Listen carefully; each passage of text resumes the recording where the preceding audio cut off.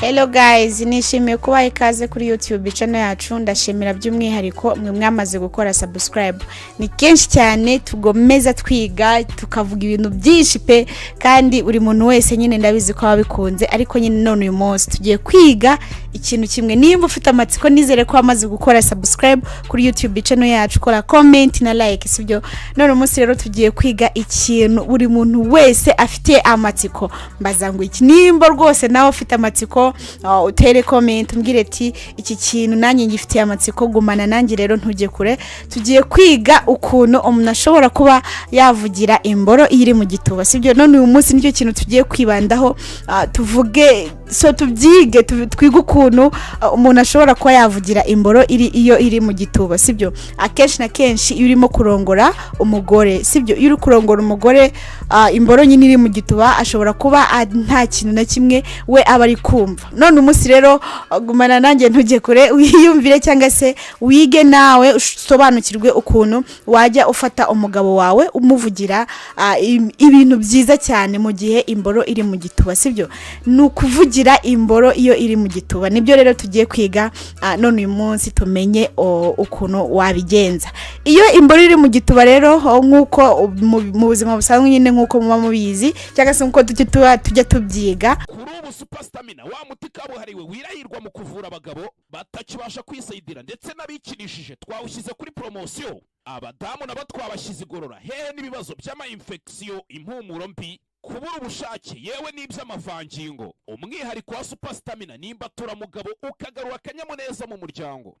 Hari ukuntu umugore aba aryamye, iyo aryamye rero ntago abashaka kuba yatuza gusa, sibyo? Ntago ashobora kuba yatuza, ahubwo rya jambo akubwira ati ndakiguhaye ni icyawe, sibyo? Kirongore ni icyawe, igituba nyine ni icyawe. So ayo ni amagambo agenda afasha umugabo mu gihe nyine aba arimo kurongora cyangwa se imboro mu gihe iri mu gituba. Rero iyo arimo kuyizamukira, azamuka yongera amanuka, twe tubyita ko ari ukunyonga. None iyo arimo kunyongera imboro, arigiye amubwira ati ariko se shiri, ubu ngubu iyi mboro koko ntari no kuyumva neza, egera imbere, sibyo? Egera imbere. Rero aho ngaho iyo arimo kwegera imbere, arimo kukwiyegereza, sibyo? Iyo arimo kukwiyegereza wowe nta kindi kintu uhita wumva, ate se iyi mboro uri kuyumva? Yego ndimo ndayumva, ni icyawe, kirongore ni icyawe. Ayo ni amagambo agenda afasha imboro y'umugabo kugenda ifata umurego, sibyo? Hari igihe rero imboro icika intege mu gihe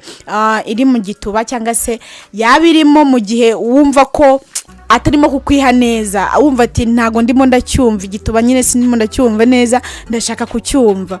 Umugore rero hari igihe abumba amatako. Iyo abumbye ibibero rero akavuga ati ntago nkiguhaye, niho wahanda umbwira ati ni yawe, sibyo? Niho umubwira ati ni yawe. Hariho umugabo abwira umugore ati imboro ni yawe, narayiguhariye, imboro ni yawe, sibyo? Ayo magambo rero yamubwiye nawe ahita avuga ati akagenda ataka avuzamo nakamo. So ushobora kuba waba utazi ukuntu umugore wawe yishima, ari nabyo nyine mba ndimo nakubwira, ashobora kuba ariko aba ari kuvugira imboro, sibyo? Niko aba ari kuvugira imboro, arimo kuyivugira neza, kuko yarimo kuzamuka avuga ati kirongore ni icyawe, igituba ni icyawe. Cyubahwe kandi igituba rwose ku muntu ugihereza umugabo wiwe, nizere ko muba muri kumva uburyohe buzira umuze, sibyo? Kuko aho ngaho iyo urimo kumuhereza igituba uba wumva ko wamwiha wese cyangwa se nawe yakinjiramo. Ariho mpamvu nyine mba turi kwiga n'amagambo ushobora kuba wakoresha mu gihe imboro ikuri mu gituba. Ushobora kuba utayazi, ariko ayo magambo nyine nyamara ni ingenzi, atuma umugabo yongera akagira imbaraga zihagije. Mu gihe rero aba arimo kukurongora, wowe ikintu cya mbere uba ugomba kwitaho nuko ubumbura ikibero neza, sibyo? Akinjira. Murabizi ko hagati ya hano mpande eshatu ku gituba nyine, sibyo?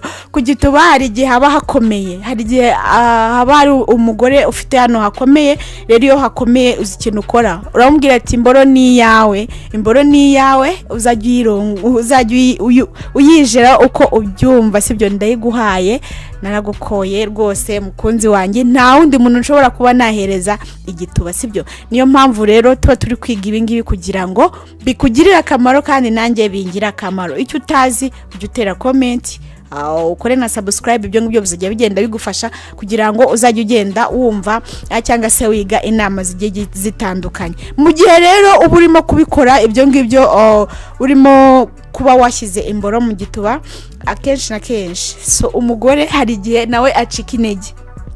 Iyo acitse intege rero uzi ikintu ukora, uramwisanzura ukamubwira ati ariko rwose ibi ngibi urimo kunkorera nawe ntabwo ari byo, ngiye urimo kunkorera ahangaha sindimo ndabyumva, ndashaka kumpindurira, sibyo, ndashaka kumpindurira. Nimba twe dufite positeri nyine yo kuba twagarama amata, kwenda tuvuge ko amata kameze gutya, sibyo, nimba amata kameze utya, ubwo nyine wowe uraza guhindura, sibyo, uhindura umbwire ati gereza neza amata ko rwose nyumve kuko igituba ni icyanjye. Kuko hari igihe umugore iyo ashaka kukwima kandi wowe ushaka ko ayivugira irimo, hari igihe abumba amata ko pe nta ntiyongere no kukuvugisha, sibyo. Nimba tutabyemeranyijweho utere comment uvuge ati oya hanga ntago tubyemeranyijweho, kuko aho ngaho iyo arimo kuvuga ko ashobora kuba yabumba ibibero, iyo abumbye ibibero aba arimo kugufatiramo hagati. Hari igihe haba hari nk'umugabo ubikunda akumva ko we yaryohewe, sibyo. Iyo yaryohewe rero akumva ko afite uburyohe burenze, arambwira ati komereza aho ngaho, ongera ubikore, tikora kwa kundi ukoze, ongera ubumbi ibibero kwa kundi nyine wari ukoze hoye. Rero iyo mpamvu ubikoze nguko ilifo uwongere nyine ubumbe, ongere ubumbure ibyo bibero. Rero muba muri kubumba rwose, iyo uri kwima igituba umugabo wawe umenye ko najya kugihiga ahandi azacyishyura, najya guhiga ahandi igituba undi we azanakimuhereza neza birenze uko wowe yakoye utari kukimuhereza neza.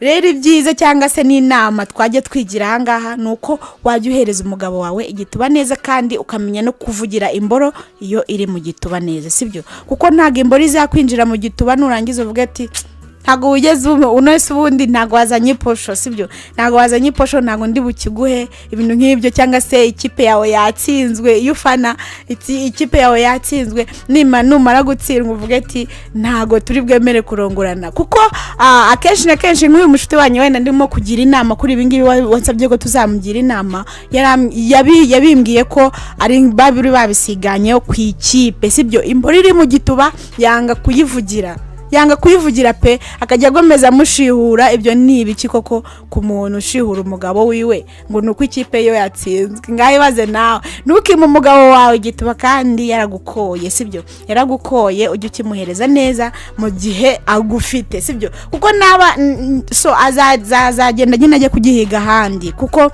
ibituba ni byinshi rwose kandi abana ni benshi bazi gutanga keya. Ubwo rero inama nakugira nuko wajya uvugira imboro mu gituba neza mu gihe irimo, kandi ukamenya kuyigendera. So hari benshi nyine baba bavuga ngo ngiye ngo ntago nashobora ngo kugendera ngo imboro mu gituba.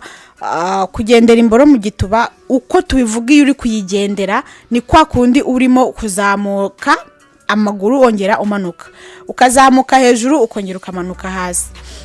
Ndabibereka mu kanya, ariko ibyo ngibyo rero niyo mpamvu tuba tuvuga ko iyo urimo kugendera imboro mu gituba bivuga ko ushobora kuba wanayivugira. Ntago bivuga ko kuniha ari ibyo byo kuvugira imboro mu bwanirize, sibyo. Kuko hari abarongorana nimba imboro iri mu gituba agahita aceceka akabaho nk'aho ari ikiragi.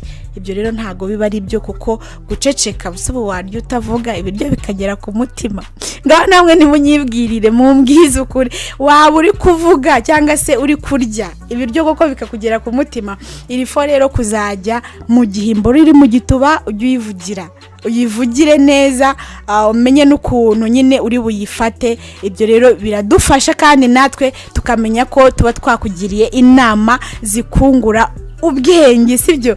Rero iyo umuntu arimo gukora ibyo ngibyo cyangwa se imboro iri mu gituba, kenshi na kenshi umugabo hari igihe we arakara. Hari igihe umugabo arakara bigatuma azanamo n'umujinya. Mu gihe wowe uzi kuri kumushimisha wakarakara, agahita avuga ati n'ubundi kuba wagiye kugitanga ahandi wabuzwa n'iki kukinyima.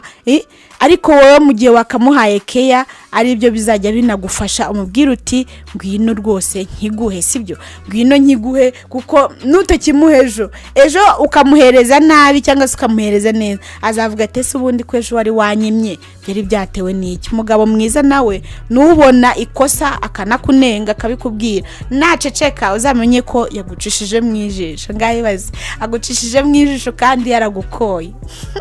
Rwose ibyo ngibyo rero nizere ko mwebwe muri kugenda musobanukirwa ibi ngibi, muzajya mugenda mutera comment, mukora like.